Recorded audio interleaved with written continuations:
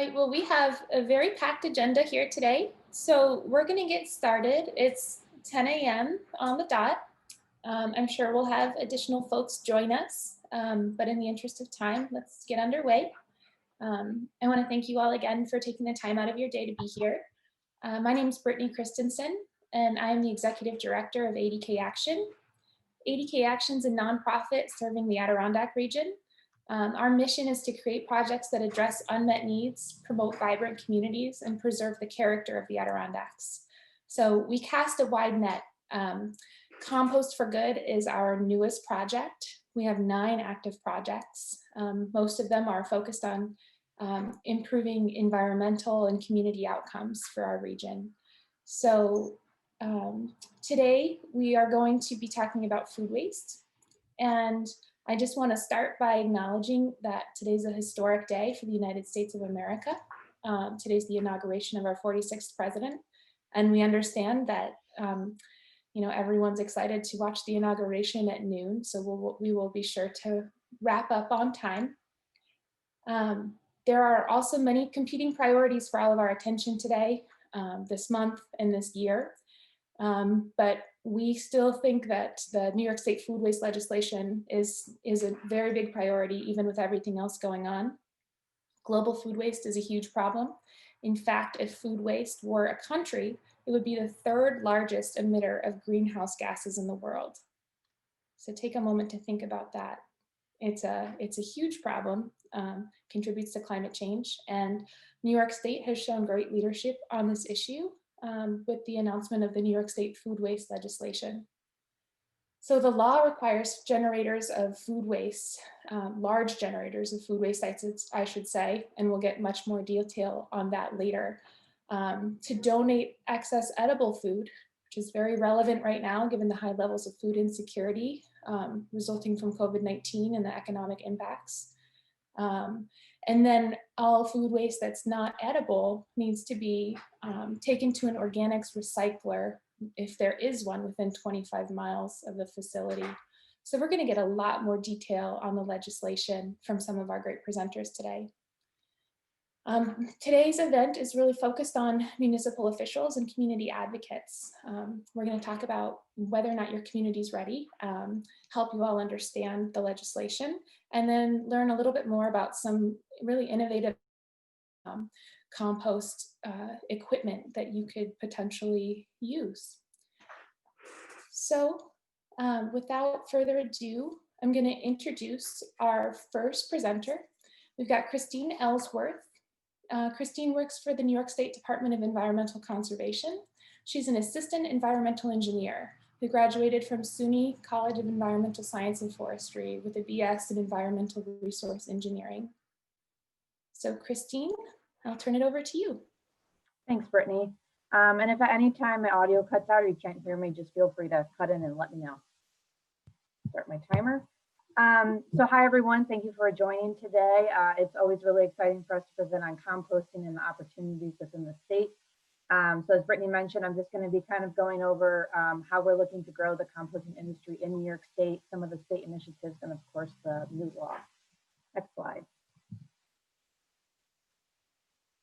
So I thought I would start off with just an introduction of who I am, who I work with, and my coworkers. So I'm actually based out of Albany, New York, in DEC's central office. And I work with the organics reduction and recycling section. And a big goal of our section is basically to keep organics, all sorts of organics, biosolids, yard waste, food processing waste, out of landfills or incinerators and put it to beneficial uses such as composting, anaerobic digestion, and other uses. So we kind of tackle this work, I always describe, through 4 main pillars. The first being regulatory oversight, which we have traditionally regulated composting facilities and other types of recycling, organics recycling facilities. The second being legislation. The third being the development of funding programs that assist with the goals of our section. And then also as much outreach and education as that we can do. Next slide, please. So before I kind of dive into composting and everything else, Brittany had kind of touched on this, but just talking about food waste and why it's an issue, not only in New York State, but really the world. So food waste doesn't really come from one area. It's coming from our industrial places like food processors. It's coming from our institutions like schools, colleges, correctional facilities. It's coming from our commercial entities such as restaurants, grocery stores, which is what the law is really going to tackle. And it's also coming, a lot of it's coming from our own homes. Next slide, please. And it's also not just coming from the end of the process. Food is being lost throughout the whole process, from the farming fields if it doesn't meet certain specifications, from harvesting and packaging, processing the food itself, and then, you know, once we get it into the chains and distributing it. Next slide. So right now, I would say across the US, we have a dominantly linear system, which means that our food waste, or what we like to call food scraps, is going to landfills where it's not getting much use. Next slide. So food waste in landfills, why is that a bad thing? Most significantly, it produces methane. When food breaks down in an atmosphere where there's no oxygen, it produces methane, which is a very potent greenhouse gas. So the more food, which is a very divertible material that we can take out of landfills, the less methane that we are producing. And while a lot of our landfills in New York State do have methane capture equipment put in place, it's still, you know, it's still producing methane. Some of that is still leaking out of the landfills, and it's a material that we can divert and actually put to better use through composting and building our soils back. Next slide. So we're not doing a linear system. What really are we looking at? And what we're looking at is promoting circular systems. So that's looking at the food that we're growing, getting it to where it needs to go, potentially donating it, and then putting it back through composting or some other sort of organic recycling system, so that we can put that material then back into our soil and start the system over again. The DEC supports EPA's food recovery hierarchy. First and foremost, just kind of like traditional recycling, we always want to practice source reduction first. So looking at the amount of food we're wasting and how can we reduce that, then feeding people, animals, and then looking more at our composting anaerobic digestion system, with landfilling always being last. Next slide. So this is just kind of an overview, feel-good slide. You know, taking food waste out of landfills, as I mentioned, you know, you can feed people, animals, save resources, reduce your methane, and once again, return nutrients to the soil. Next slide. So as I mentioned, we're looking more at the circular system. So if food waste isn't going to the landfill, these are kind of some of our options. And I should probably add another one on there that just says other, because there's always new technologies that are popping up. Traditionally, DEC regulates animal feed, anaerobic digestion, composting, land application, all that kind of stuff. And food donation is regulated by New York State Department of Health and New York State Department of Agriculture. But today we're really going to be talking about the compost.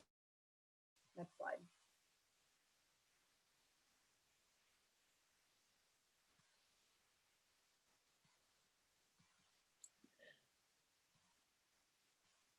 Christine, I Yep. just lost your audio. Were you ready for the next slide? Yep, next slide, please. Can you hear me now? Yes, I can. Thank you. Okay, perfect. So what exactly is composting? John's going to get into this much deeper later on, but in a very brief sense, it's basically a controlled aerobic decomposition, which means that there's oxygen involved. A breakdown of organic materials, and when it breaks down, it turns into compost. So as you can see with the pictures, we have our food scraps in the bins. It's going to be turned into windrows, worked in with some carbon materials such as wood chips or other yard waste. Then it makes compost, and then we can put it back into our fields to grow food. Next slide. So composting in New York State, this is a practice that's been happening for a very long time. The DEC regulates composting facilities of certain sizes. There's a bunch of different types of composting facilities, but we're really going to focus on food waste composting today. And there's currently 50 regulated facilities accepting food scraps.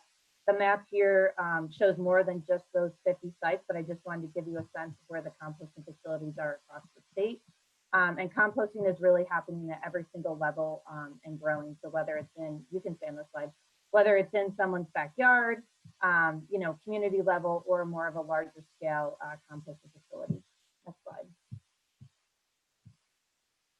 So these parts, we're going to be sending the slides around afterwards, so don't feel like you need to take notes, but this slide is really just to show you that we do have composting regulations in New York State. I put hyperlinks throughout the PowerPoint if you'd like to go back and look at it.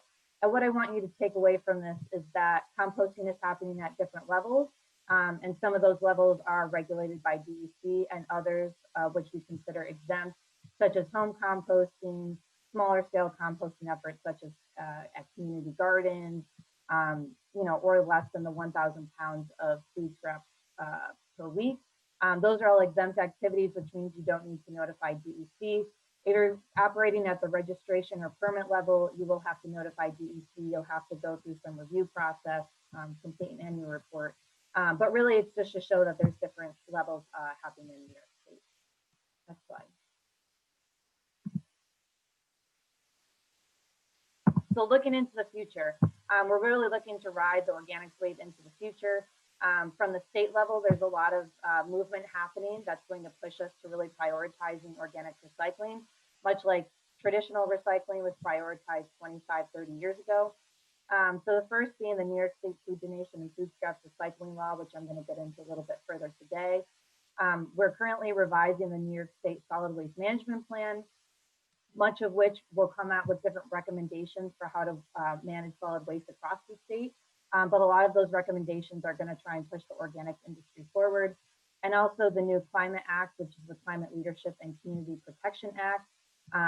Right now, they have a bunch of different advisory panels, and one of them is the Waste Advisory Panel, which once again will probably be seeing a lot of recommendations and calls for policy changes that is going to encourage organic recycling. Next slide, please. So once again, I kind of mentioned that there's organic recycling happening at a bunch of different levels in the state. So this here is a map of the food scraps drop-off spots across New York State. These are local efforts often led by municipalities or sustainability committees. And there are also some private entities currently doing this. But basically, it's a place where residents can bring their food scraps to a central location. A composter or a hauler can come and pick up those food scraps and then bring them to a composting facility where they can compost it. And it's a really great way to kind of start off the composting efforts in your community. They're often located at farmers markets, cafes, other types of stores. And this map a couple of years ago would have been completely blank. So we've seen a lot of growth in just the last couple of years. Next slide, please. So kind of building off the food scraps drop-off programs, there's a number of residential food scraps collection services that have also popped up. I believe one of them is actually on the call today. So these are services that will offer door service, basically to pick up your food scraps. I personally participate in one in Albany. And much like your garbage or recycling, they can come to your door and just pick up your food scraps in. And once again, this is a map that would have been blank a couple of years ago. And now, as you can see, has grown across the state. Next slide. So I just wanted to bring this to everyone's attention, not really to go through it, but just to let you know that you can take action at the local level. Also implemented the Food Waste Prevention and Recovery Act. And this is kind of similar to the state law, only it takes a tiered effect into requiring businesses to recycle their food scraps. So once again, it's just to show that you can take further action than the state is and come up with your own laws and rules within your county. Next slide, please. So briefly getting into the food donation and food scraps recycling law. So this is a new law that was passed in 2019, and basically on January 1st of 2022, businesses that generate more than 2 tons of wasted food per week or more must donate excess edible food and then recycle the remaining food scraps if they're within 25 miles of a food scraps recycler. So I'll get more into the details of this. It's going to be kind of brief just because of the time constraints on today's meeting. But if you would like to see a more in-depth presentation, we did hold a webinar on September 16th, which I have included the link there if you'd like to go watch the whole thing. And if you are interested in receiving updates on the law, there's also a link at the bottom there where you can sign up for our listserv. Next slide, please. So what exactly, what types of businesses is this law going to require to donate and to recycle their food scraps? So the caveat is that it's more than 2 tons per week. So that is pretty much any business right now. So you can think of that as your restaurants, your grocery stores, your event centers, colleges, any of those big entities, retailers. We do have some exclusions, and that includes New York City, which currently has its own local law, nursing homes, hospitals, adult care facilities. And while the law doesn't specifically call out farms, you did have a question about that, so we do want to specify that farms are not included in this. Next slide, please. So how are we figuring out who these entities are? Basically, comparing with other states, there's metrics that you can use that kind of determine how many employees a business has to have in order to generate the 2 tons. So if we look at food retail, a business that has 69 employees or more generally is producing more than 2 tons of wasted food per week. So once again, this is kind of showing we're really focusing on those larger businesses in the state. Next slide, please. So preparing for 2022. Actually, before I go into this, I will mention we do have the list of businesses that this law will require to meet what the law is stating. And I did take a scan through it. And when we're looking at the North Country, we're not looking at a lot of the cabins, local lodging, restaurants, cafes. Most of those are not going to fall under the requirements of this law. The businesses that are going to be targeted are some of the larger resorts, so some of the ones around Lake George, the Walmarts kind of on the outskirts of the Adirondacks. So you're looking at more of those large retailers. So right now it's not going to affect any of the smaller locally run lodging and restaurants that are spread throughout the North Country. But when we're looking forward to 2022 to implement the law, the regulations will assist this law, and those will be coming out next week, Wednesday, January 27th. There'll be a 90-day public comment period. Throughout 2022, we are going to be hosting a number of different types of webinars. One of them being a Q&A on the law itself, which will be in May. I believe it was May 12th. And this will all be on our website. We're going to update that soon. We just determined all the dates for these webinars. But we try to keep the webpage updated so that you all can return to that website whenever you need more information. And then in June of 2021, that's actually a big date for DEC because that's when we need to release the list of businesses that have to comply with the law. And then this is more for businesses. June through September, businesses can submit a waiver to us. There's 5 to 6 different reasons that businesses can receive a waiver. Ranging from, I don't actually generate more than 2 tons per week, like you said I did. There isn't an organics recycler in my area, like you said there was. I don't have the food scrap hauler. So just giving a chance for businesses to get out of it if they need it. There's also a financial hardship. And then, like I said, January 1st, 2022 is the effective date. Next slide. Oh, and I forgot I actually put the slide in here. So this is the webinar series that we're going to be doing. April 7th will be the virtual public hearing on the law. And before that, on March 23rd, we'll be doing an overview of Part 360 of the regulations. Once again, this will all be on the webpage and we'll be sending the PowerPoint around afterwards. May 12th will be kind of an update on the law, where we're at, where we're going. June 22nd is a webinar that's really going to be for the businesses that fall underneath this law, kind of looking at, what requirements am I going to have to follow, and how can DEC and other partners across the state help me accomplish that. And then in the fall time, we'll be hosting a couple more webinars on how we can build food scrap recycling capacity in the state. Next slide. So really quick, these are just some of the DEC funding mechanisms that communities can take advantage of. DEC isn't able to fund private businesses, but we can fund local governments such as municipalities. So right now we're developing a $500,000 municipal grant program that's going to focus on wasted food and food scraps recycling opportunities. And then municipalities can always take advantage of the MWRR program. One being the Grants for Recycling Coordination Education Projects. These have traditionally been used to fund recycling coordinators that have focused on traditional recycling aspects, but you can actually apply to take advantage of an educator doing education on wasted food reduction, home composting, etc. And then there's also the MWR grants that I think most municipalities know about, which allows you to apply for capital equipment. And then Dazzle's going to go into some of the climate smart community stuff. Next slide. And this is a grant program hosted by New York State Pollution Prevention Institute that is really for businesses that produce, haul, or recycle more than 1 ton of food waste per week. And this grant program is really nice because it kind of helps businesses that are interested in the law. So this is applicable to composters, haulers, or even potentially the restaurants that are generating the food waste.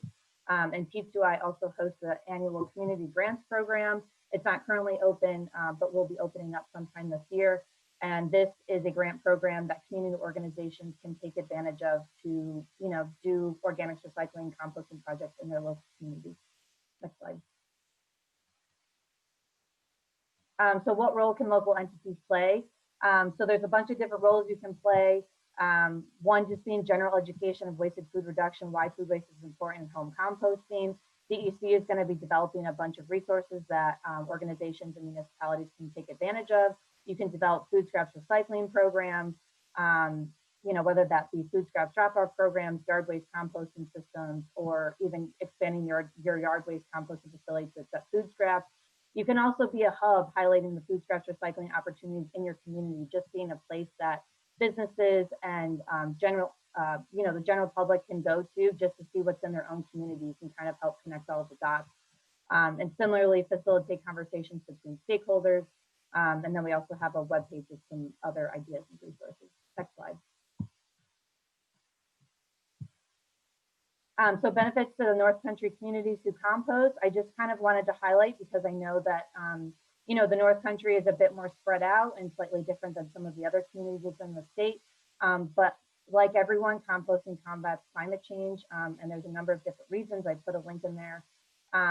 Food is grown, eaten, and recycled right in your own backyard, which I think is a really powerful thing. And we can't say that for traditional recyclables or items that we throw into the landfill. Food waste is something that we can take care of right in our own backyard.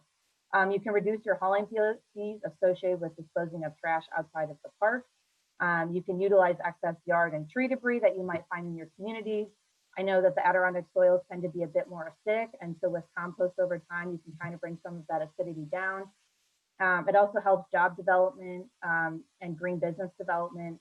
And you can also engage your community to think about their food, where it's coming from, encouraging them to buy local, compost local, etc. Next slide.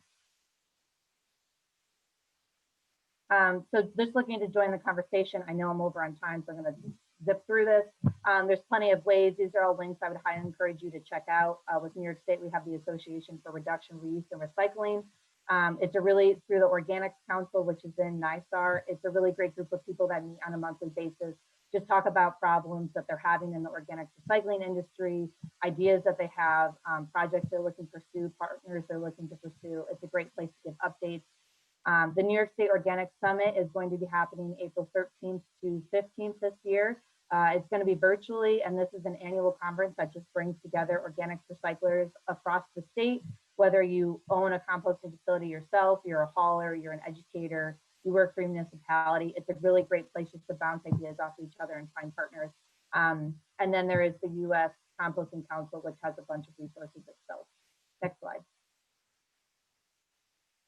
So this is just a contact slide, but we can keep moving. If you ever have any questions, please feel free to email me. And then I also have some other emails up for questions about the law and just general organics management questions in the state.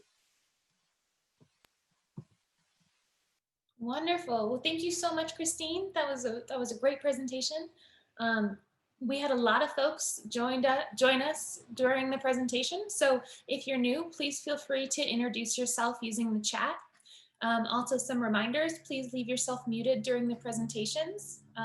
If any questions come up, you can write your question at the end of the presentations today. We'll be doing a nice Q&A session. So don't forget those questions, put them in the chat for us and we'll be sure to get to them. And now we're gonna move on to our second presentation. It's my pleasure to introduce Dazzle. Dazzle Ekblad is a climate policy analyst for the Office of Climate Change at the New York State Department of Environmental Conservation. She leads the community engagement team. This team manages DEC's electric vehicle rebates for municipalities and the Climate Smart Communities grants and certification programs. Outside of her work at DEC, you'll find Dazzle digging in the garden, cruising the streets on her electric bike, or scanning the sky for raptors. So with that, take it away, Dazzle. Thanks, Brittany. Thank you very much. Thank you all for being here today and for having me join you. And I am honored to be presenting after Christine. Christine makes me proud to work for the DEC. I learn something every time I hear her speak. So It's great to be here. I guess I'll offer one little note, another biographical note. Dazzle is my real name, if anybody's wondering. I see some familiar names out there, so I know some of you know me, but don't hesitate to use my name. It's my real name. It's a legacy of my hippie parents. So let me start into my slides since we've got a lot that we want to cover today. I will kind of, just as a context, I do work from the Albany office. It's a small group. We're about a dozen people that work for the DEC's Office of Climate Change, and my focus is on the Climate Smart Communities program. Next slide, please. So I will quickly offer some context about the Climate Smart Communities program, but I will focus on our funding programs that are related to organics. So in the bigger picture, the Climate Smart Communities program is an interagency program that offers assistance to local governments. And when we say local governments, we're very literal. We're talking about cities, towns, villages, and county governments, the 4 types of local government in New York State. And it is a program that's comprehensive, that takes a kind of relatively big picture view of climate change. So there is a focus on reducing the greenhouse gas emissions that cause climate change, but also there's an emphasis on looking at how do we build the adaptive capacity of municipalities? How do we use more clean energy? How do we build a green economy? It's a multifaceted program. It is entirely voluntary. This is a beyond compliance program. You just heard Christine talk about laws and regulations. This is meant to be a kind of a leadership recognition program to a large extent. It's entirely free. There are no fees involved, and it is an interagency program. DEC, the agency I work for, takes a leadership role in administering the program and in managing the program, and a lot of people assume it's a DEC program when they hear the name Climate Smart Communities or they listen to me speak, but there's a series of committees and work groups and partners across these 7 different state agencies that play a major role in administering the program, especially the certification program. Next slide, please. So as I'm talking, you might be thinking, geez, that sounds kind of familiar, but isn't that a NYSERDA thing? Isn't that, related to clean energy in New York State? And on one level it is. NYSERDA is one of the sponsoring agencies for the Climate Smart Communities program, but NYSERDA also has a separate program with a fairly similar name called the Clean Energy Communities program. So I offer this slide just to kind of a quick reminder and try to put these things in context. The Clean Energy Communities program was launched in 2016. Climate Smart Communities has been around since 2009. And the Clean Energy Communities program is just NYSERDA's program. It's not an interagency program, and it's got a narrower focus on clean energy. And the Climate Smart Communities program has that sort of broader community engagement focus and other aspects that make it sort of a broader, multifaceted, comprehensive climate change program. So the lucky thing for you all in the North Country is you have ANCA as your local clean energy communities coordinators. This NYSERDA Clean Energy program, one of its great strengths is that there are regional coordinators in every area of the state. And Jennifer Perry, who's on the phone with us today, is your local regional Climate Smart Communities coordinator. And so these programs are related. Jen Perry can help you and your community with the Climate Smart Communities program, but technically she is focuses on the Clean Energy Communities program, but these programs are aligned. They have a very direct connection, and you can participate in both and start with one or the other and follow a path that makes sense for you and your community. Next slide. So the Climate Smart Communities program, which is my focus today, is structured around these 10 pledge elements. So these are kind of the principles that guide the program. And again, you'll see that kind of broad focus on a lot of different aspects. I'm not going to read through all of these, but you get a sense that there is an emphasis on energy. There's an emphasis on building teams and creating plans. There's an emphasis on, like I said, supporting the transition to a clean, green economy. And so we use these principles to kind of guide the program. And as you'll see, pledge element 5 is use climate smart materials management. So that with food scraps in our conversation today. Next slide. So here's some high level stats. The program did start in 2009, and since 2009, we've had 319. There might even be more. These numbers tend to go up at least, once a month, once a week, depending on the point in time in the year. But we have at least 319 registered communities, which means that municipality has passed a formal resolution with those 10 pledge elements that were on the last slide. And so this is about 46% of New York State's population and over 8.8 million people. So there is some support for this program. So these are communities that have basically made a commitment to act on climate change. In 2014, the certification program was launched. So that was a new addition to the Climate Smart Communities program. And so that's something that I'll go into a little bit more detail, but essentially these are leaders who have not only passed the pledge and made a commitment, but they've implemented, they've taken actions and documented those actions and submitted that documentation to the review team that's led by DEC to become certified. And so we have 62 certified climate smart communities in New York State at this point. Next slide.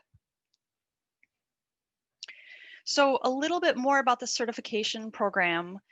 It is kind of like the LEED certification program for buildings. You may have heard like a LEED Platinum building or a LEED Gold building. The certification program for climate smart communities has a list of actions. There's about 100, a little more than 100 actions. Each of those actions has a set of descriptions about how to achieve those points and points that range on an average of 1 to maybe 20 points per action. And the bronze level, the kind of entry level for the program, requires a minimum of 120 points. And the certification program is also organized by those 10 pledge elements. And I included a link on this slide. And again, you'll have a copy of these slides. I believe AdkAction is going to post these slides to their website, so you'll be able to access those and be able to click on these links. The Getting Started page of that climatesmart.ny.gov website is a great place to sort of get an overview of how the certification program works. So under Pledge Element 5, there are 3 actions that very overtly focus on organics management. There are other Pledge Element 5 actions that are focused on materials management and recycling that may touch on organics and food scraps, but these are the 3 that really are focused on those actions. And I'm not going to go into detail on these, but I wanted to kind of highlight these actions as a place where you can go online, read the action description, and even if you never intend to maybe even become a registered climate smart community, or you never intend to apply for certification, the nice thing about the certification program is that it's a guide for action, and it is a way of kind of organizing resources and information that's related to these topics. And there's always links to any funding programs that are linked to any of the actions. So you can go and you can look at, well, what does New York State recommend that local governments do when they're thinking about creating organics management plan? And is there any funding associated with that? So you can click on these links and check out the action descriptions and get more guidance on completing these actions. Next slide. So I also wanted to be sure that I set aside some time to talk about the Climate Smart Communities funding programs. So these are DEC programs. These are not interagency programs, but they're kind of under that all-encompassing, multifaceted umbrella of Climate Smart Communities.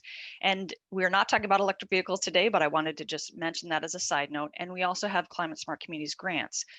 But I first off wanted to say I am so sorry that if you have questions about when these reopen, I can't answer them. This is the questions we get every day at our office lately. As you might imagine, and I imagine you've heard, the state budgets are constrained as a result of the COVID-19 pandemic. And so we don't have any word yet on when these funding programs may reopen. So the information I'm going to present today about the Climate Smart Communities grants is based on past rounds and on the statute on which the program is based. So I can't promise any kind of forward-looking things about what will be included, what won't be included, but I wanted to give an overview. And I will ask you all a favor. When we get to the Q&A section, please don't ask me when these programs will be reopened, because I don't have any more details. So it's understandable that you're asking, but I think the best option at this point is to learn what you can about these funding programs and start to scope out your projects, start to plan for the future. So let me talk about the Climate Smart Communities Grants Program in a little more detail. The only eligible entity for these Climate Smart Communities grants are local governments. So the primary applicant must be a city, a town, a village, or a county government. And we welcome partnership projects, but the lead applicant must be a local government. It is a competitive program. We often get twice as many requests and applications as we can fund, but maybe that may change in the future if we get more funding. It is a 50-50 match program, meaning that half the cost of the to be covered, or half at least the amount of the grant, say a grant is $100,000. That means the municipality has to match that and provide $100,000 to match that. So it's split right down the middle. So it is a high bar for the match, and that can be a challenge. That 50% match is written into the statute and can't be changed. So be aware of that. It is a program that covers both greenhouse gas mitigation, meaning reducing the greenhouse gas emissions that cause climate change, and it also funds climate adaptation projects. And so the program started in 2016. We have about 130 active projects, and nearly 39 million has been spent so far. Next slide. I wanted to offer a little more detail about the exact intersection with organics and food scraps well, let me first say that there are two major categories of Climate Smart Communities grants. One is implementation and one is certification. And I'll talk about the certification, the second category, in a minute. This slide focuses on the implementation category and the greenhouse gas mitigation portion of that implementation category. So the implementation category in general is larger grants. These are especially for construction type projects. The maximum award is up to 2 million. So these can be fairly sizable projects. And there is one project type that is the reduction of organic waste. So for example, there's language on this slide from the 2019 RFA, or the request for applications is what RFA stands for. So you can see that there are a couple different types of projects that would be funded under this category. I thought I would mention a project that is in your region, roughly, depending on how you define your region.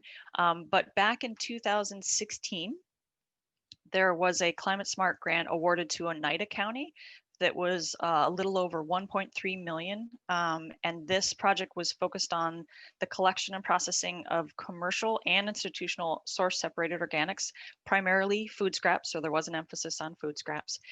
And the ultimate use for those was as a feedstock in a anaerobic digester, which at that point in time was just planned.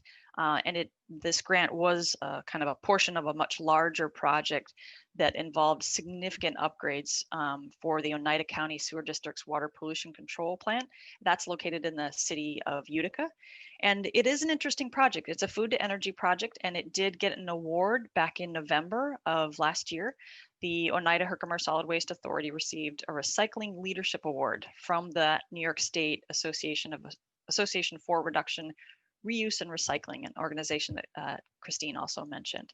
So to date, this project, since its completion and become active, has resulted in over 4,000 tons of food waste recovered for energy. So that's one example of implementation project that was funded by the Climate Smart Communities grant in your region. Next slide, please. One of my slides has disappeared. Is there any chance it got shuttled? Yes. Actually, can you go one past the closing slide just to check if it's there? Because there's another slide about the grants. Okay. So scoot back up and just can show the closing slide, but it looks like one of my slides got deleted. The Climate Smart Communities grants also includes a category of grants that are called certification. And what that really means is that the Climate Smart grants also fund planning projects. When we say certification, it's referring to the Climate Smart Communities certification program. So each year of the Climate Smart Communities grants, there's a certain set of certification actions that are funded, and those focus on inventories and assessments, studies, planning, strategy development, and they focus on land use planning, transportation planning, and solid waste planning. So I think that's one of the great strengths of the Climate Smart Communities grants, is that there's funding not only for implementation and construction, but also kind of the planning and the scoping and the information gathering phase. So these grants, the Climate Smart Communities grants, are part of the CFA, the state's consolidated funding application. So you will hear about if the CFA is reopened, the Climate Smart Communities grants would be included. So thank you for your attention. If you have more information, if you want more information and have questions about the Climate Smart Communities certification program, use that Climate Smart email listed on the slide here, climatesmart@dec.ny.gov. If you have specific questions about the grants, please use that other grants email. So thank you for your attention and support, and I look forward to your questions.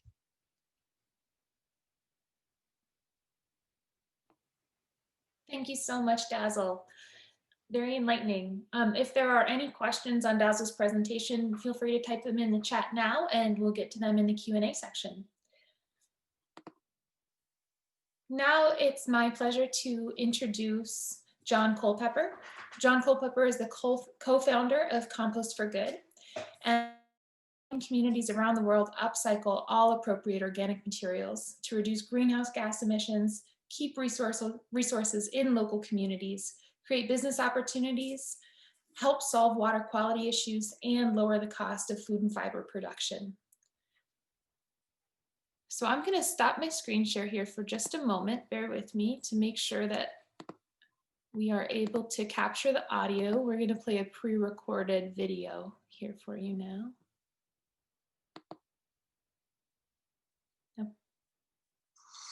As you just heard, my name is John Culpepper, and I'm here today.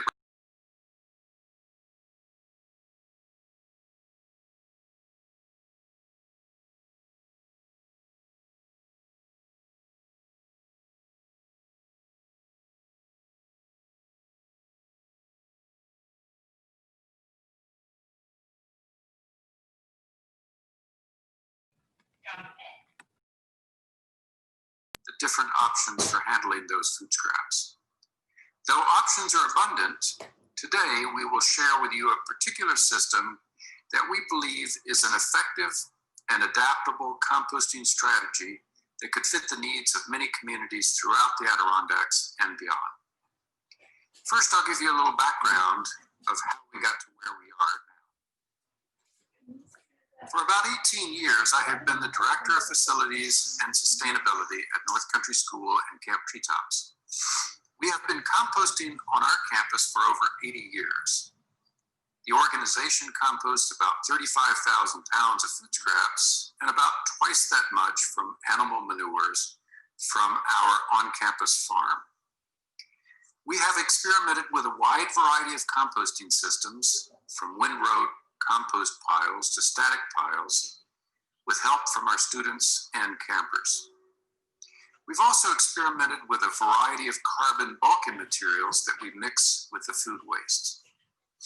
Those carbon materials have included wood chips, wood shavings like are used in animal stalls, and wood pellets like are used in pellet stoves to heat buildings. The carbon bulking material is a critical ingredient, and we use approximately 250 pounds of carbon for every 1,000 pounds of food scraps. For as long as I can remember, I've been interested in composting. About 6 years ago, I came up with an idea for a composter that I thought would be relatively easy and inexpensive to construct. About that time, I had the good fortune to begin working with Jennifer Perry and the Adirondack North Country Association when they were bundling NYSERDA project applications for upstate New York. Inca agreed to include my idea to build this innovative composter. In my design, I set out to accomplish a number of main objectives. I wanted this new composter to maximize the potential of aerobic decomposition using an in-vessel system, be capable of processing the food scraps of a small community, be more affordable than what was on the market, be simple using commonly available materials and sized to fit within a 40-foot shipping container, and be easily adaptable. There are two main ways to turn food scraps and other more organic materials into valuable products. Anaerobic decomposition happens when organic wastes break down in oxygen-poor environments. This process produces methane. In a landfill, that methane is released into the environment. But anaerobic decomposition can be a really great solution for handling food scraps. For example, biodigesters capture that methane, which then can be used to produce electricity or to heat buildings. However, biodigesters are usually complicated, involve a significant capital investment, and typically require a higher level of expertise to operate. On the other hand, aerobic decomposition, or composting, takes advantage of microbes in an oxygen-rich environment to create a valuable soil amendment. While the biology is complex, managing composting systems is relatively simple. Most composting systems in New York State and elsewhere are what are known as windrow systems, where large amounts of organic material is piled in fields or lots in long rows and turned with machinery. While these systems tend to work well in more rural communities, they can cause issues with smells. In-vessel systems contain the composting process within a rotating drum, thus solving these issues. Additionally, in-vessel systems optimize the environmental conditions for the microbes that do most of the work of turning food scraps and other organics into a valuable soil amendment. In-vessel systems allow you to decrease the retention time of what is being composted, thereby increasing the amount of material being processed while utilizing less space. There are hundreds of backyard composters across New York State and an emerging number of commercial and industrial composting facilities, but there are not very many that operate in the space between the two. My goal was to create an in-vessel composter that would process approximately 50,000 pounds of food scraps per year, equivalent to that produced from a community of about 200 to 300 people. Composters of this size and type are widely available, but they tend to be expensive, ranging anywhere from $50,000 to over $200,000. Our design can be built with under $15,000 in materials cost. We wanted to create a simple, open source design to allow others to modify the design to meet their particular needs. Our composter is designed to be built by people with moderate shop skills in a moderately well-equipped shop, and all of the materials are commonly available. By designing our composter to fit within a 40-foot shipping container, we've eliminated the need to build a separate structure in which to house the composter. Shipping containers are relatively inexpensive, are compact, and are widely available. And if doing on-site composting, the shipping container can be placed in a parking lot close to where the food scraps are being generated. After receiving the NYS grant, we went to work designing and building a composter that met all of our main objectives. That composter has now been in continuous operation on the North Country School Camp Treetops campus for almost 5 years. As part of that grant work, we created a design guide and an operating manual. From the start, these resources were created to be free and available in an effort to share our work with others. The original composter exceeded all of our expectations. With that success and with the help of ANCA, NYSERDA awarded us an additional grant to build 3 more of these composters and then donate them to 3 other organizations through a competitive application process. I'm happy to say that we now have 4 of these composters in upstate New York, the one on the North Country School Camp Treetops campus, one at the Wild Center in collaboration with Tupper Lake School System, one at the Shipman Youth Center in collaboration with Lake Placid High School, and one at the Herman DeKalb Central School close to the Canadian border. One additional composter was built using this design by the maintenance team at the Pingree School in New Jersey. Collectively, these 5 composters have processed approximately 225,000 pounds of food scraps. Of the 5 in-vessel composters of our design now in operation, 3 are in shipping containers and 2 are in other structures. As more people learned of our composter design, I was inundated with calls and emails from around the country and from several other countries asking for more information about our composter. In order to meet the needs of the many individuals and communities interested in this community-scale composter design, I co-founded Compost for Good with Jennifer Perry and Katie Culpepper. We are grateful to have partnered with AdkAction as one of their projects. Working with AdkAction strengthens our ability to help communities within the Adirondacks to implement composting systems that meet their unique needs. At Compost for Good, we believe that community composting is an important part of building a more resilient world. By keeping food waste local, we keep money and nutrients local, which allows us to directly support our land and our neighbors. Our goal is to be a resource for individuals, organizations, and communities who have an interest in composting. We continue to seek out best practices and most efficient, affordable designs. We're also working on designs that can accommodate larger drums in order to increase the capacity of. And though the original composter was designed for processing food scraps, we have ongoing experimentation with a variety of other organic wastes.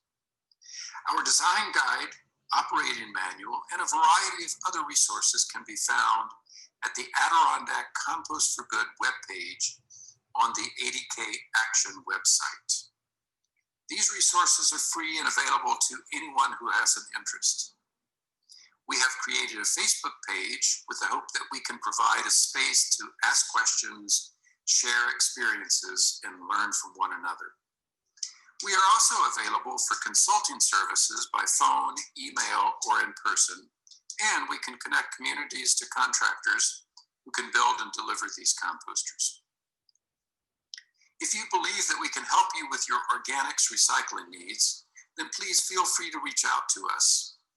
Thanks for the opportunity to share our passion for composting with you.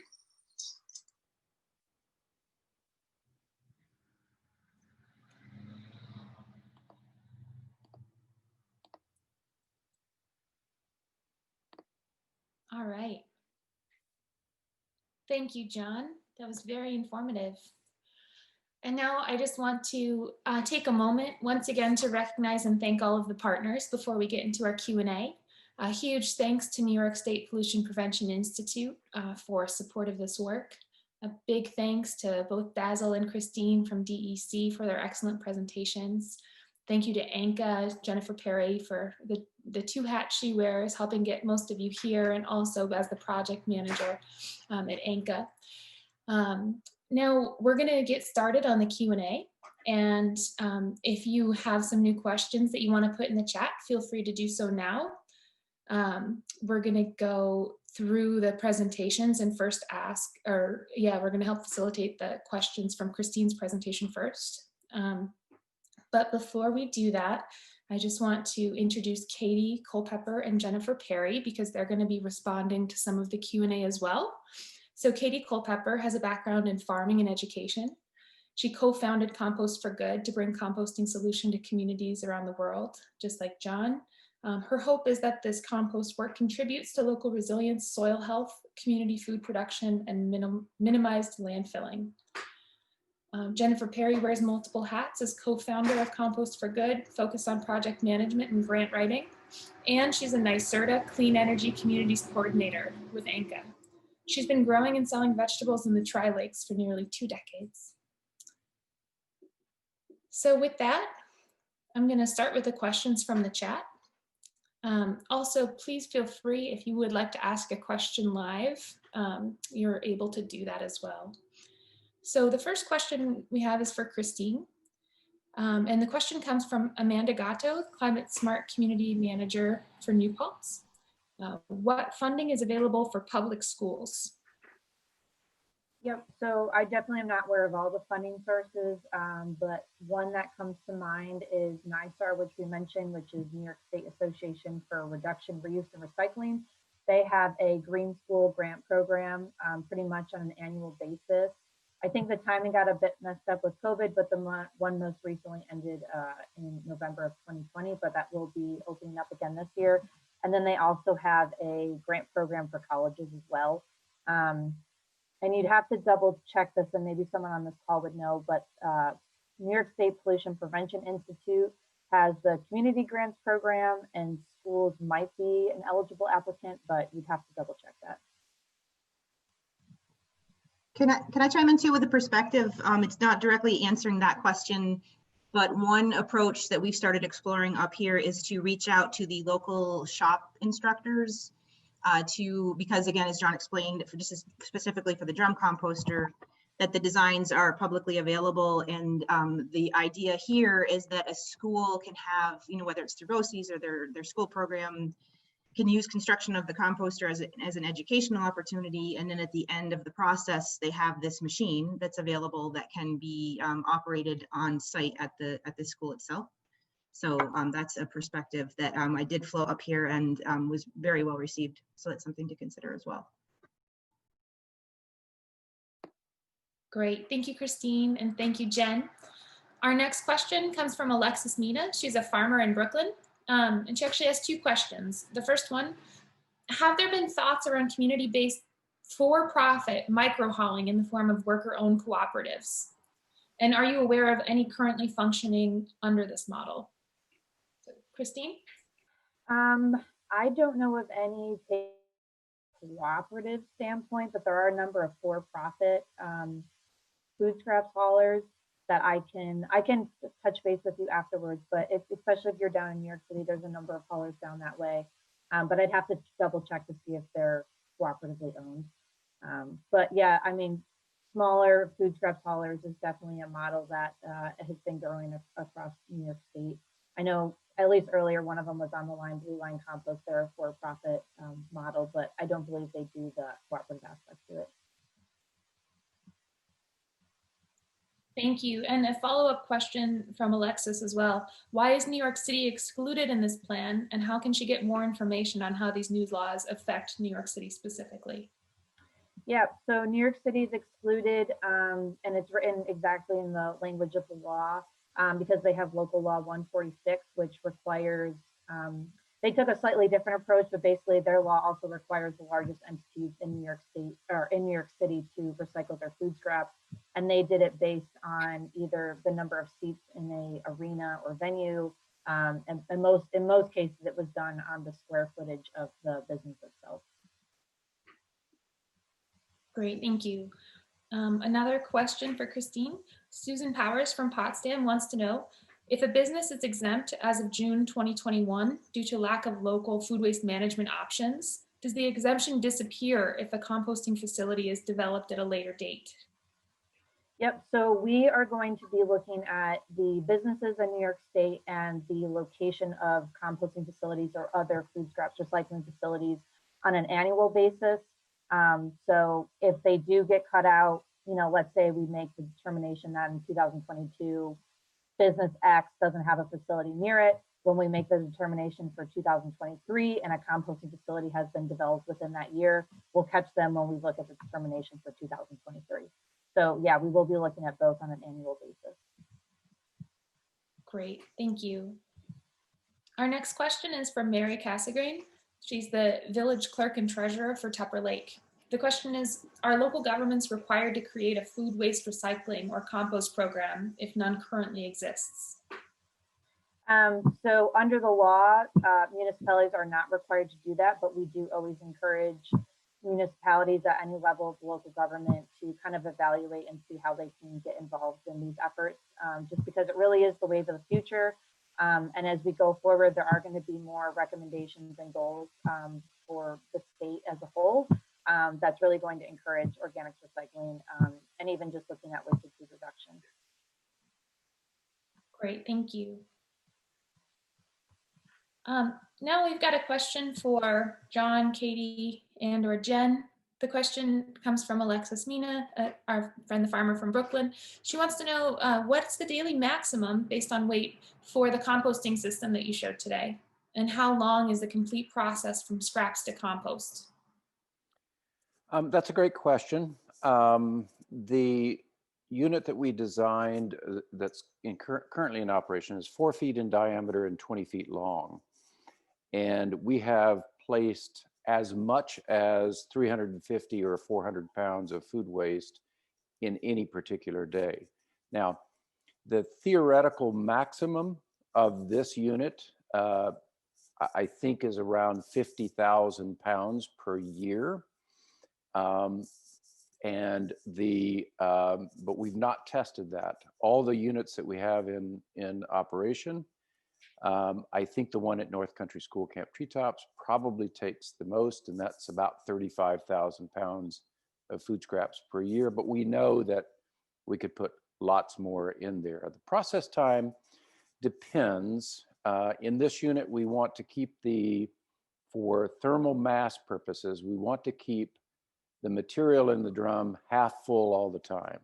So in essence, the more material going in, the more rotations, and therefore the faster the processing time, and therefore the less processed the material is. So for example, the unit at North Country School Camp Treetops, we have seen processing times in as little as 18 to 20 days, but 35, 40 days is sort of a better average. Thank you, John.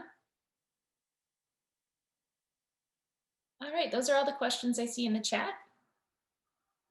Does anyone else have any other questions for any of our great presenters?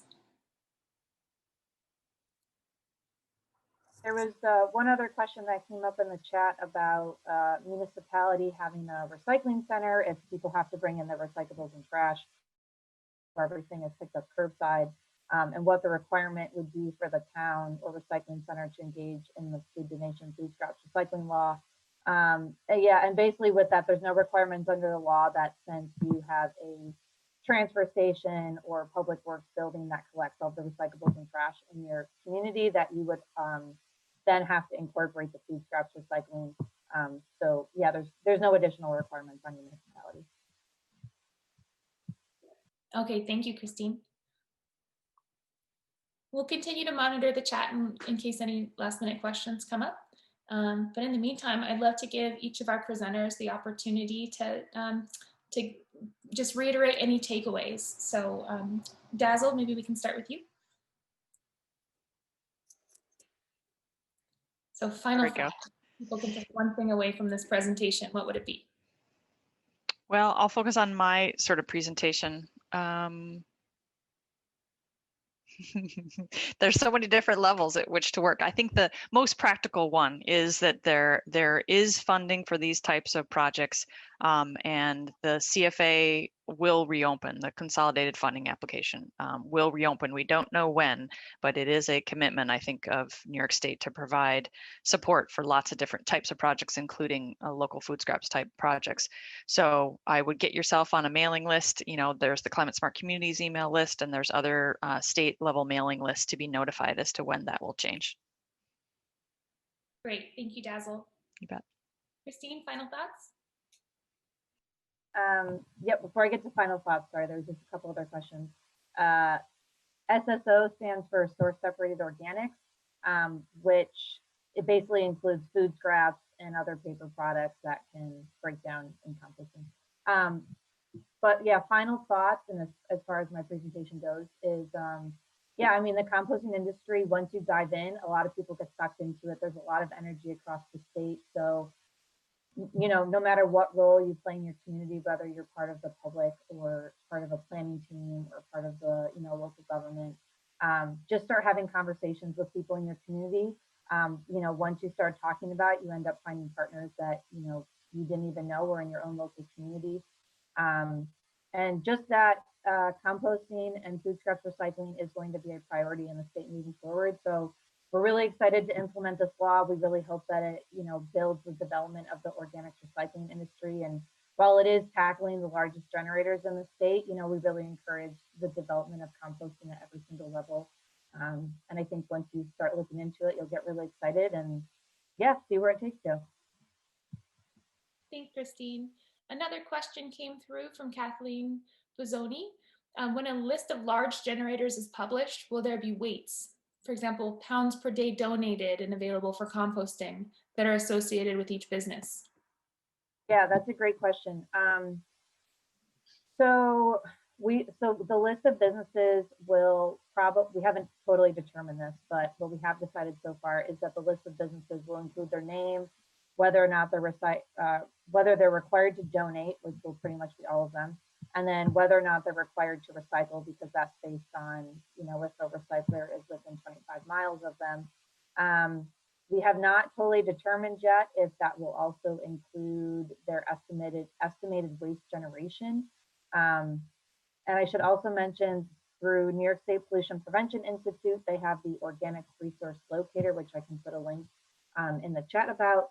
But we work with them to kind of align to the map, but basically it's a map of a lot of the large generators across the state and their estimated waste counts. And the reason we might not publish the estimated waste counts is once we publish the list, assumingly we will have a lot of follow-up conversations with businesses on what they believe, how much waste they're generating. So just as far as the workload of trying to keep that list up to date on the public side, that's still something that we're discussing. Very helpful. Thank you so much. Let's see. I think that's all of our new. Oh, we have another question here.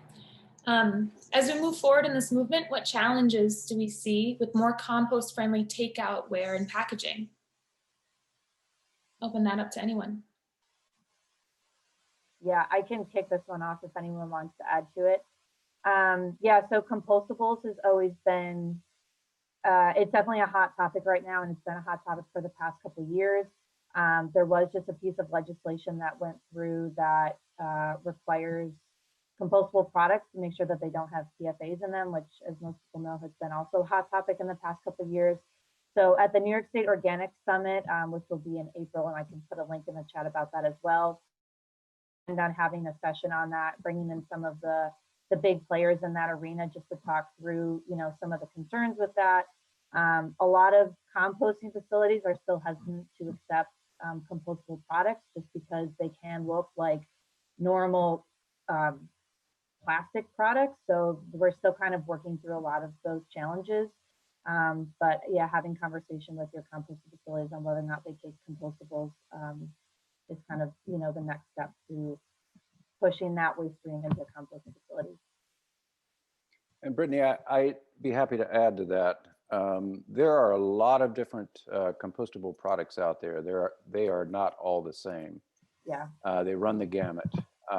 And there are very few standards for compostables out there. I'd like to highlight an organization called the Biodegradable Products Institute, BPI, and they are an organization that does a lot of research on how quickly things break down, what the materials are made out of, and they are an excellent resource for anyone who is looking to purchase compostable products or break them down. Great, thank you very much, John. Let's see, Carter Rowley wants to know if someone can explain how packaged foods will be exempt at a grocery store, for example. Specifically, will the remaining packaging, unpackaged foods rather, be exempt as well if it's less than 2 tons on its own? Yeah, so that is one unfortunate bit with when working with grocery stores. A lot of it is packaged.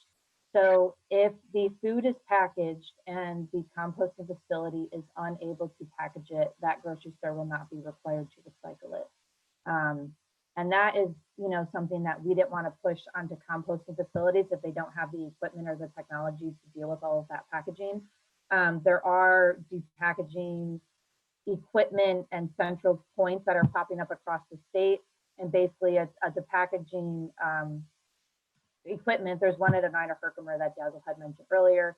But basically it's a piece of equipment that you can run packaged food through, and it does a fairly good job at separating the food from the packaging itself. The food is typically kind of, water is added, it's turned into a slurry, and more often than not, it's going to anaerobic digestion facilities. But they're definitely looking more into seeing how they can pair those with composting facilities. Great, thank you, Christine. We have a note here from Bill Volkman, and I apologize if I've mispronounced anyone's names today. So in regards to compostable friendly packaging, New York State passed the EPS expanded polystyrene foam ban in 2020 to be effective January 1, 2022. The follow of that will be the use of paper-based food containers statewide over time. So that's an important note. Thank you, Bill. Okay, we still have about 20 minutes allotted, so don't be shy if you have additional questions. I'm seeing a question. What are the zoning restrictions for where a composter can be placed? Did we answer that one? I think that's interesting. I may have missed that. Please feel free to take a shot at that one. Thank you. I mean, I would, yeah, you bet. I would appreciate Christine's perspective, but one of the unique things about New York State and why the Climate Smart Communities Program is important as a sort of a place for education is that in New York State, we have home rule. So that means that each local government down to a really tiny village, which may have a small geographic area, can actually pass their own zoning. So that may have an influence on this. But in terms of the food scraps law, Christine, can you speak to any zoning considerations? Yeah, I would just reiterate what you said, and that most of the zoning things, we don't really get into that usually at the state level, and it's mostly working with your local government to see what the local zoning is and what's allowed in that zoning. So maybe that's a new area. Maybe there will be local governments in the state, maybe in your guys' area, that can design zoning that welcomes and facilitates, encourages good location and design for various food scraps, recycling, digesters, etc. That would be exciting to see. I'd like to see some good model local zoning to encourage that. Okay, we have another question from Amanda Gatto. What about other paper products? Newspaper, junk mail, can those be composted? If so, at what scale?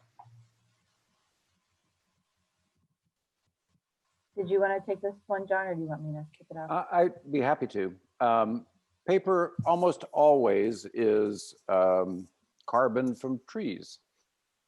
Inks on papers are these days almost always soy-based and are almost never toxic. Paper can certainly be composted. Different composting systems break down paper to a greater or less extent. For example, in vessel systems, paper tends to, as the drum turns, tends to ball up. And once that paper balls up, it doesn't have access to the microbes that break that paper down, but paper can certainly be broken down. We've done a lot of that, a lot of experimentation, but it does take a little, at least in vessel systems, it takes a little bit of work to get that to break down. In large windrow systems that are mechanically turned, those systems can accommodate a considerable amount of paper product. Yeah, and I would just add on, yeah, it really depends on the size and type of your system and how much paper you want to work in. Right now, we are working with SUNY College of Environmental Science and Forestry on a research project to figure out what paper products have a low recycling market, and of those paper products, which can be moved over to composting facilities, what's the best way to pre-process them, what's the ratios that should be worked into when you are composting them. So that will be a research. We just started that off this past year, so that'll be a research project that will probably go over the next couple of years. Yeah, I'm noticing. I'll add that paper can be densified just like sawdust can. And in the future, I wouldn't be surprised to see densified paper pellets that can be used for a whole variety of things, from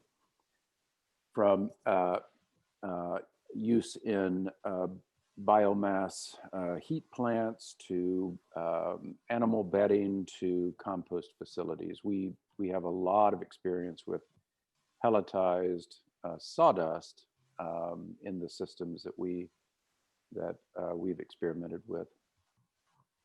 I'll chime in too. Casella Organics, I don't know a whole lot about them, but there's a facility in Maine that is doing some pretty interesting work with paper pulp and other recycled paper, mixing that in for, I think that was for both bedding and to make animal bedding, and also for their composting process. So if you're interested in seeing some kind of innovative examples of using paper in the composting or upcycling process, Casella Organics is a good place to check it out. And I see that Megan is on the call. If you want to add to that, Megan.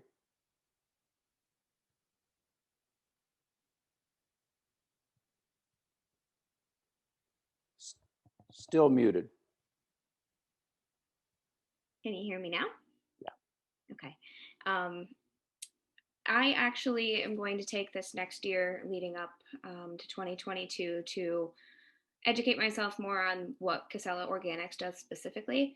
As of right now, I'm a territory rep in the Tri-Lake region, so I get to work with a lot of people like John, who are really ahead of the state in a way, and getting ready for this. So I'm looking forward to more calls like this, learning more from John, and then also getting more involved in the Casella world of organics. So I don't have too much to contribute right now, but if anybody needs more information, I can definitely forward you along to higher beings in Casella that can answer any questions. So feel free to chat me if you want more information, and I'll get your information from you.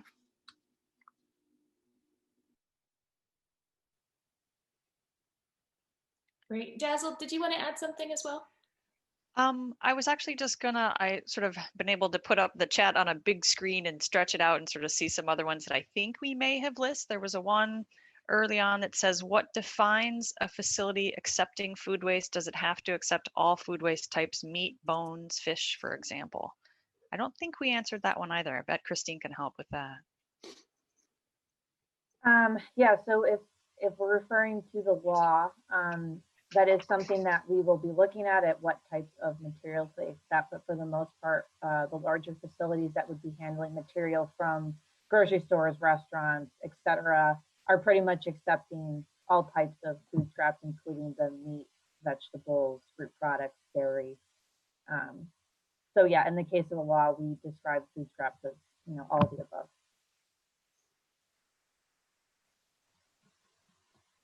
And I am also, there was a question about the college grant program that I had mentioned earlier, so I'm just going to put a link to that in the chat.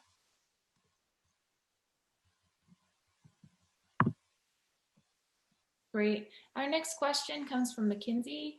How do we get more community members involved on a local level? What's the best way to spread awareness? Do you have any tips or pointers on getting out the word to neighbors to engage and inform them of the benefits? So I think maybe Katie Culpepper might be a good one to answer that. Yeah, I think education outreach is hugely important in all of this, and we're starting. This presentation starts at kind of the really big level and not as much on the small local level. A big part of the work that we're doing with Compost for Good is just getting the word out about composting of all different scales and systems. On the local level, I think one thing that's important to remember is that all composting is good, and it could just look like a pile in your backyard.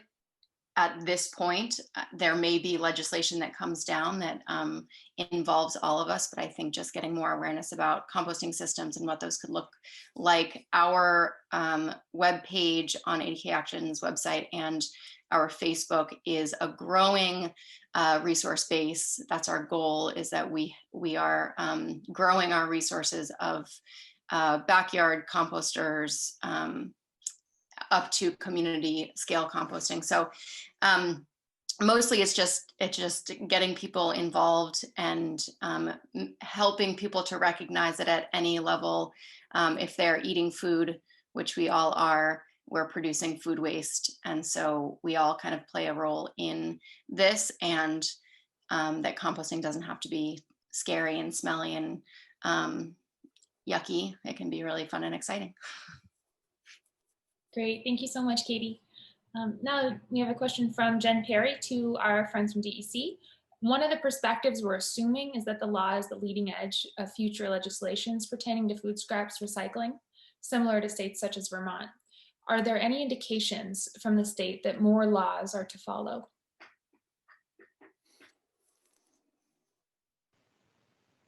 I guess I can make, Christine, go ahead. You have more. No, I saw you unmute yourself, so I wasn't sure you wanted to go for it. Right now, I couldn't say there's any laws that we are aware of ourselves. I think if anything, when we see the revised New York State Solid Waste Management Plan and everything that comes out through the climate law, within there, I think there's going to be a lot of recommendations that's going to push this forward that could in turn promote potential laws being pushed forward either through the legislature or the governor or one of the state agencies themselves. The climate law right now has a number of panels that are kind of helping it develop all of their recommendations. So yeah, I think between those two things, that might kickstart some legislation down the line. But as it stands right now, we don't know of any current laws.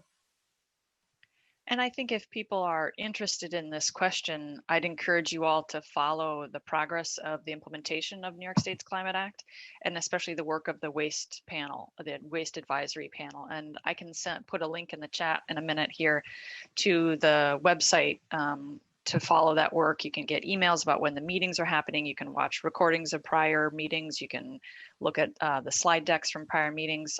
Just yesterday, the kind of top level organizing entity, the Climate Action Council, met, and the waste panel, the waste advisory panel, presented their work up to this point, which was a really great sort of summary of their work and kind of scoped out what they at a high level, what they expect the recommendations to cover.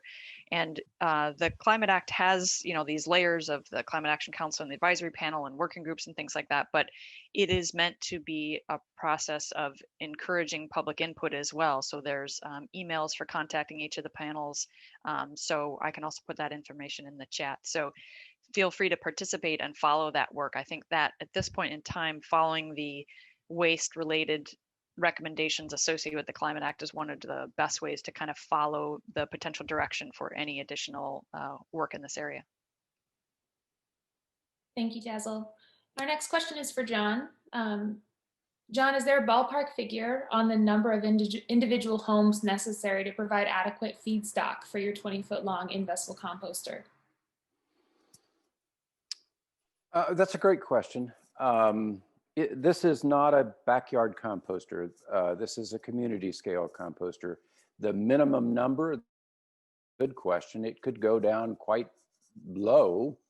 It just simply means that the processing time is longer, which means that the product coming out is even better. So I wouldn't recommend it to anyone who is thinking about building one for 20 people, for example. 50, maybe, 100, certainly, and then up from there. And Brittany, I'd love to have just a moment to give an overview of Compost for Good as well. By all means, John, go ahead. Composting can be a real unknown to a lot of people, and it can be really intimidating, but I want to tell you that these hands have been in compost for decades and decades. And I got to tell you, to take the yuckiest, most disgusting material you can ever imagine and turn it into a sweet smelling, wonderful product that has high value, that is good for the earth, is a real thing of magic to see. Christine hit the nail on the head. This is a thing of the future. We're going to look back in 20 years and we're going to be gobsmacked that we dug holes in the ground and threw valuable things in those holes. I assure you, or at least I hope so. Thank you so much, John, for that perspective. I could not agree more. We've got some more questions here. Alexis wants to know if there's any curriculum available for public use for K through 12 education specifically. There is a lot out there curriculum-wise for composting. I know Cornell Cooperative Extension Farm to School has some resources and are working on more. And Cornell in general has a lot of K-12 resources. Edible Schoolyard also has, that's 6 through 8. They're working on expanding, but they also have a lot of resources around composting and school gardening and things like that. And stay tuned because we'll be working on keeping the education going on through our work and helping connect people to different resources. And you might also mention, Katie, the Farm-Based Education Network. Yeah, Farm-Based Education Network. Certainly, there's also Vermont. Out of Vermont, there's a curriculum guide called "Do the Rot Thing." I think that was created by the Vermont Solid Waste Management. I don't know what their organization is, but that "Do the Rot Thing" is a great kind of comprehensive guide. But yes, farm-based education. There's lots out there if you're looking for.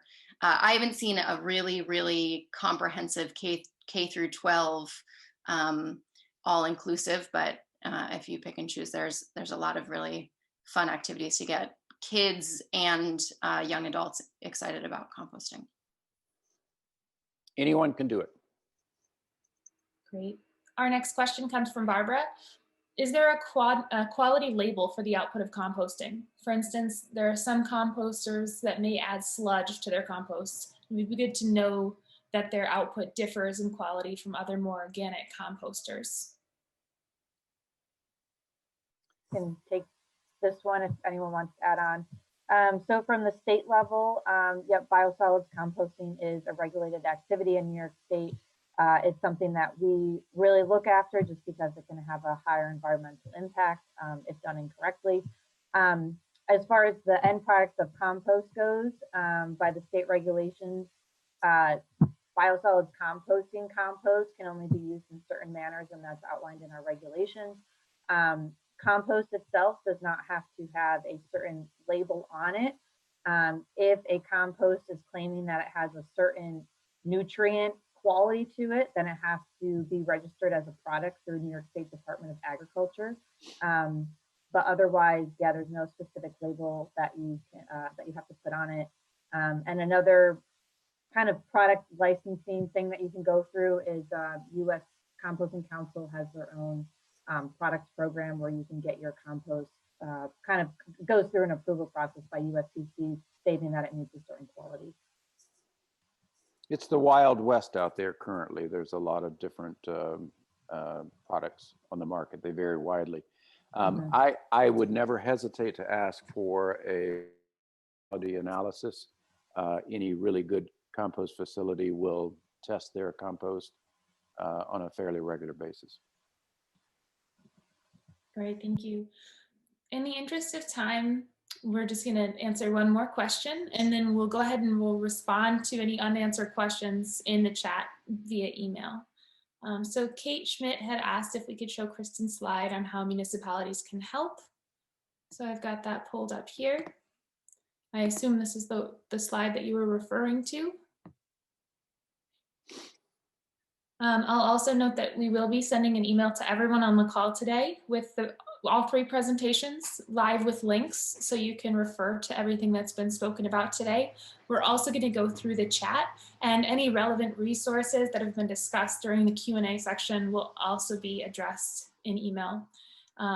You can also visit adkaction.org/compost, and you'll find the free open source manual for the in-vessel drum composter, as well as the operating guide and many other resources. We've recently developed a compost decision tree that people can use to, to see what their next best step is for composting, and that's ever evolving. We're adding to the tree. So hopefully this is the slide you were looking for. I'll close out of that. And with that being said, I had asked our presenters for final thoughts when we were just starting to get rolling with the questions, and we didn't yet get the chance to hear from Katie Culpepper and Jen Perry. So Katie, what do you think is your #1 takeaway from this discussion today? I'm just thrilled to see so many participants here asking questions and wanting to learn more about composting at the municipal or statewide level, as well as in backyards. We would love to continue to be a resource. We mostly presented on the large community scale drum composter, but again, we are excited about talking about compost from backyard all the way up. So feel free to reach out to us, and good luck composting. Thank you. Do I get the closing thought? Oh boy. I think that it's really, I cannot stress how strongly enough I feel about this one simple concept of reimagining waste as a resource. And to quote something John said in a piece that we're working on, it's just dumb. It's just dumb to put these things in the ground, because we really, also Christine, I really appreciate your concept of linear versus cyclic. Turning things into a cycle is really important at this point in human existence, basically. So we need those resources above ground, not buried in generating methane. So thank you all for your time. I am here personally from the municipal point of view. If you have any questions specifically to the North Country, or if you're not in the area, I'm happy to connect you to the right place. So thank you to everyone for your time. This was great. All right, and I'll just echo those sentiments. Thank you all so much for your time, for joining us today. We have recorded this as well, so we'll send the link out to the recording if you want to share it with coworkers or colleagues in another department. And if you want to talk about hosting another presentation for a similar or slightly different audience, you can reach out to us as well. So with that, thank you all so much and have a wonderful day.